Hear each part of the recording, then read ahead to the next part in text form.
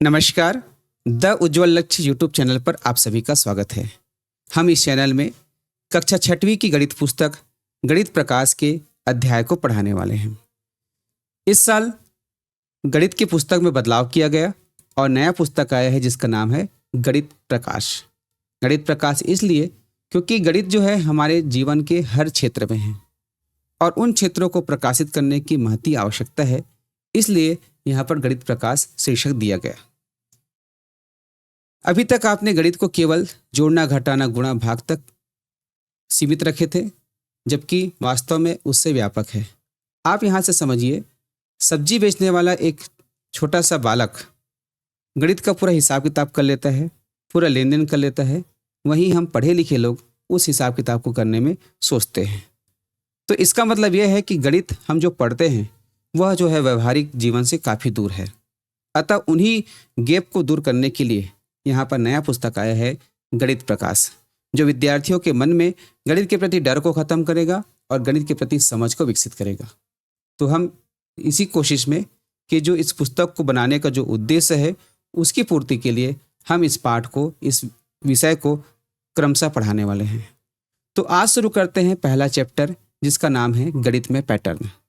गणित में पैटर्न, तो पैटर्न क्या है सबसे पहले समझते हैं। आप अपने घर के आसपास जब नज़र दौड़ाते हैं तो आपको टाइल्स, किसी का टी शर्ट और कई प्रकार की जो है आकृतियाँ देखने को मिलती है, जैसे गेंद है। तो इन सभी में देखोगे इनका जो बनावट होता है एक पैटर्न में होता है।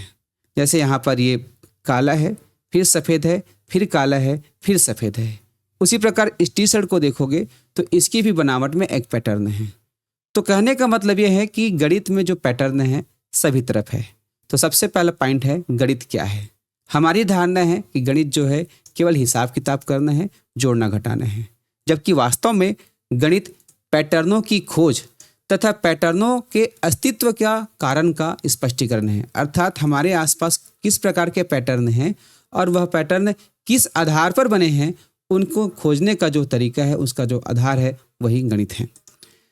पैटर्न सामान्यतः हमारे आसपास प्रकृति में, हमारे घरों और विद्यालयों में तथा सूर्य, चंद्रमा और तारों की गति में विद्यमान होते हैं।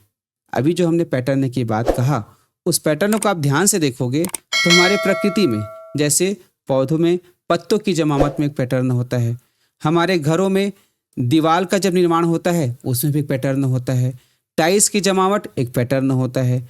उसी प्रकार विद्यालय में भी देखोगे पैटर्न मिलेगा। यहाँ तक का सूर्य, चंद्रमा और तारों की जो गति होती है उसमें भी एक पैटर्न होता है, क्रम होता है।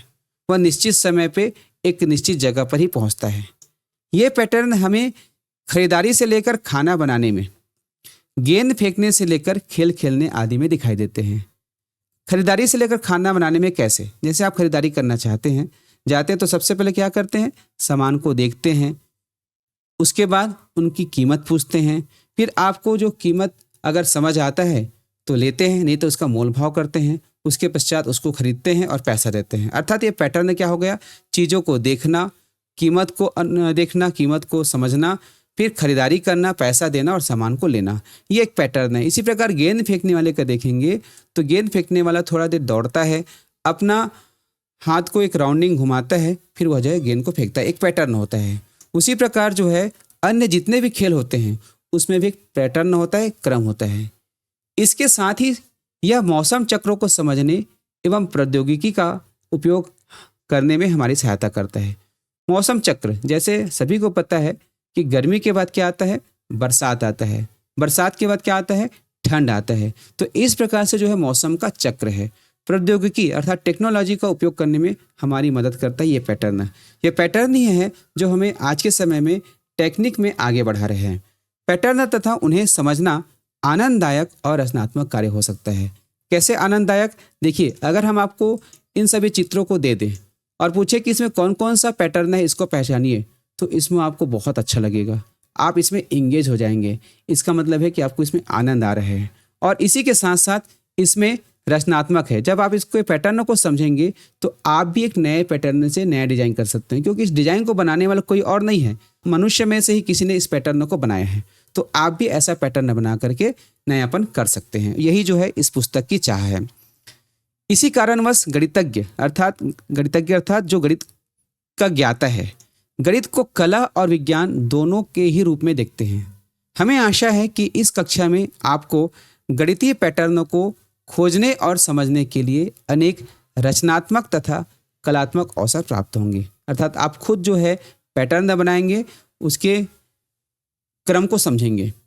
यह बात ध्यान रखने योग्य कि गणित का लक्ष्य केवल यह ज्ञात करना नहीं है कि कौन कौन से पैटर्नों का अस्तित्व है।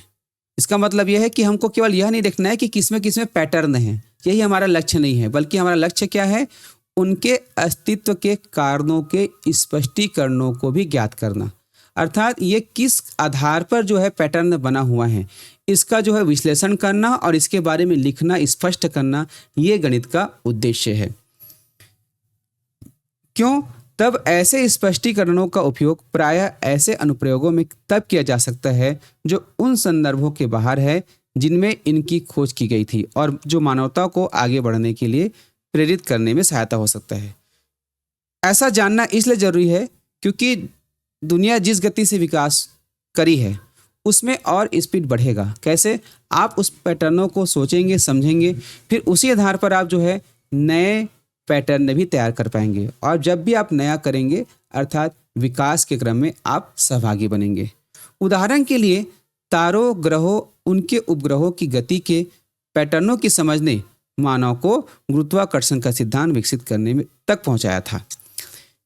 जैसे देखो, पहले जो है गुरुत्वाकर्षण के बारे में नहीं जानते थे, लेकिन जिस मानव ने इसकी खोज की वह जो है तारों, ग्रहों और उनके उपग्रहों की गति के पैटर्नों को समझा और उसके आधार पर जो है गुरुत्वाकर्षण के सिद्धांत को विकसित करने में उनको मदद मिला। इसी के फलस्वरूप हम चंद्रमा और मंगल पर स्वयं अपने उपग्रह प्रक्षेपित करने और रॉकेट भेजने में सफल हो पाए। अभी आपने देखा होगा कि चंद्रमा पर है, मंगल पर है, रॉकेट है, सैटेलाइट है, यह सब भेजा गया। तो इसको समझने के लिए पैटर्न का उपयोग किया गया। इसी प्रकार जीनोमों के पैटर्न की समझ ने हमें रोगों का पता लगाने और उनका उपचार करने में सहायता की। अब जीनोमो क्या चीज़ है?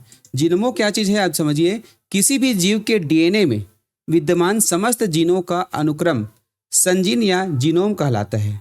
अर्थात मनुष्य का जो डीएनए होता है उसमें भी उसकी जमावट का एक पैटर्न होता है। तो उन पैटर्नों का अध्ययन करके जो है रोग का पता लगाया गया और उनके उपचार करने में अर्थात इलाज करने में भी सहायता प्राप्त हुई। पैटर्न से संबंधित ऐसे अनेक उदाहरण हैं जिनमें से यह एक है। अर्थात इतने जो उदाहरण बताया गया वो केवल कुछ उदाहरण हैं, बल्कि बहुत सारे उदाहरण हमारे दुनिया में भरे पड़े हैं। आइए पता लगाएं। अब आपको क्या करना है, गणित पर चर्चा करना है। अब जिन चीज़ों को यहाँ पर कहा गया है उनको आपके दोस्त के साथ, अपने मम्मी पापा के साथ, अपने शिक्षक के साथ जो है चर्चा करना है। क्या आप अन्य उदाहरणों के विषय में सोच सकते हैं जहाँ गणित दैनिक जीवन में हमारी सहायता करता है? अब आप सोचिए, थोड़ा सा रुकिए और सोचिए कि ऐसे कौन कौन से क्षेत्र है जहां पर गणित ने आपकी मदद की है। गणित ने किस प्रकार मानव को आगे बढ़ाने के लिए प्रेरित करने में सहायता की है, इस पर भी आप चर्चा कीजिएगा। आप उन उदाहरणों के विषय में विचार कर सकते हैं जैसे जिनमें वैज्ञानिक प्रयोग करना, अर्थात वैज्ञानिक जो प्रयोग करते हैं उस पर विचार कीजिए कि क्या उसमें गणित का पैटर्न है, कि किस पैटर्न से उन्होंने अपना प्रयोग किया। आप भी कहीं ना कहीं वैज्ञानिक प्रयोग किए होंगे। अपनी अर्थव्यवस्था और लोकतंत्र को चलाना, हमारे भारत देश की जो अर्थव्यवस्था है और लोकतंत्र को जो चलाने की जो प्रक्रिया है, क्या उसमें भी गणित का उपयोग हुआ है? पुलों, घरों या अन्य जटिल भवनों को निर्मित करना, जैसे आपने किसी घर को बनते हुए देखा होगा, पुल को बनते हुए देखा होगा, कोई और भवन को बनते हुए देखा होगा, तो क्या उसमें कोई पैटर्न है?